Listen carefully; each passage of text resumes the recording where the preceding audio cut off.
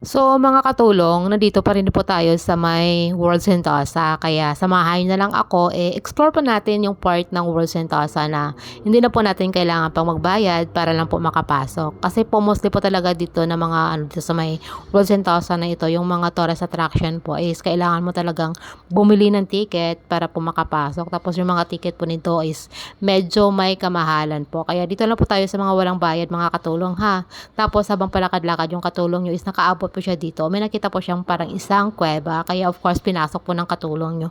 As in po talaga mga katulong. Napakakuling po talaga sa loob. Tapos napaka-relaxing. Gustong-gusto pa talaga sana ng katulong nyo dyan na magstay dyan ng medyo matagal-tagal sa loob. Kasi nga talaga napaka-relaxing. Pero ang problema is marami pong mga tao ditong labas-masok. Tapos nakukuha po ng mga picture nila. Kaya of course no choice yung katulong nyo is kailangan ko namang lumabas dito. Pero 'di ba, pero at least 'di ba, naipakita ko sa inyo yung kabuuan ng isang kuwebang 'yon.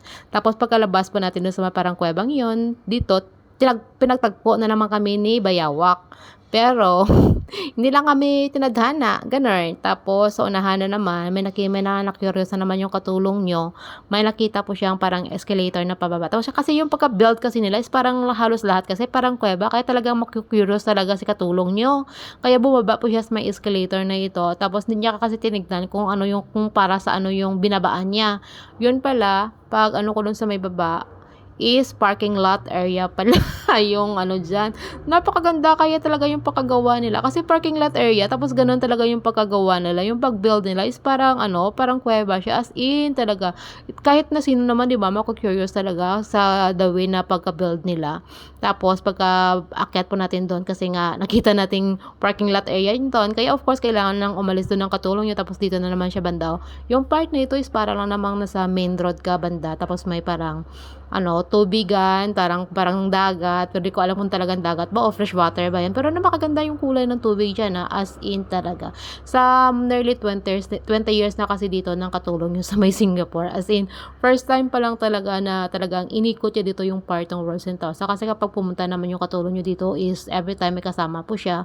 Natura kung saan yung mga kaibigan ng katulong nyo is nandyan rin po siya pumupunta. So, hindi po talaga ng katulong nyo dito na i-explore yung World Sentosa na ito. Kaya dahil nga may nagkaroon ng time yung katulong nyo na pag-alaga lang nag-iisa dito, kaya of course isinama ko na kayo sa pag-explore kayo dito sa loob ng World Sentosa na iso na wala nang bayad yung ating mga dinadaanan dito. Tingnan nyo, di ba?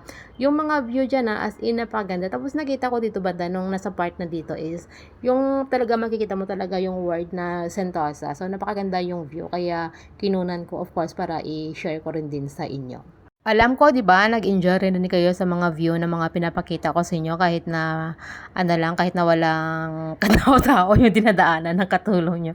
Kasi nga mostly kasi yung sa lugar kasi na pinag-ano ng katulong nyo is mga ano lang, mga konting tao lang diyan yung mga pag-alagala dito banda kasi nga is parang malayo na sa parang ano talaga sa mga tourist attraction dito sa World Sentosa na ito. Pero kapag mahilig ka talagang maglakad-lakad, na parang bang gusto mong i-exercise yung sarili mo, paikot-ikot ka lang dito, 'di ba? Na ano ka na magiging aminin, pero ang alam kong iba dyan is na-enjoy talaga sa view na ipinakita ko sa inyo.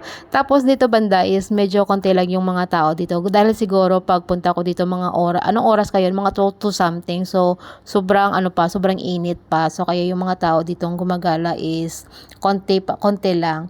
Tapos dito part banda is ano lang to parang nasa main road lang banda. Malapit lang sa may Vivo City kung saan tayo kanina sumakay ng monorail. So, kung gusto mong lakarin papuntang Vivo, pwede talaga. Tapos dito banda may nakita namang magandang bougainvillea yung katulong nyo. Tapos ito, nag-cute na naman siya sa harap ng kamera niya. Yung plano niya lang sana is kumuha ng selfie pero ang hindi ginuna niya na lang ng video kasi talagang feel niya talaga magpa-cute mo. Tapos nag-decide na yung katulong niya na pumunta naman dito sa kabilang part ng World Sentosa na ito na ginagalaan-galaan lang ng katulong nyo. Bahala na lang kayo sa voice-over ko. Kayo na lang bahala mag-iintindi ha. Pero at least, di ba, pinakita ko sa inyo kung ano yung ganap sa off di ko talagang parating kong sinishare sa inyo. Alam ko naman na konti lang yung nanonood. At least, di ba, pinapakita ko sa mga vivid followers ko talaga kung saan ako dumayo dito sa may part ng Singapore na ito. Tapos dawi talaga na pag-build nila dito sa mga building dito sa may World Sentosa is parang isang kastilyo talaga. Parang gumagala ka sa loob ng isang palasyo as in promise talaga. May enjoy mo talaga.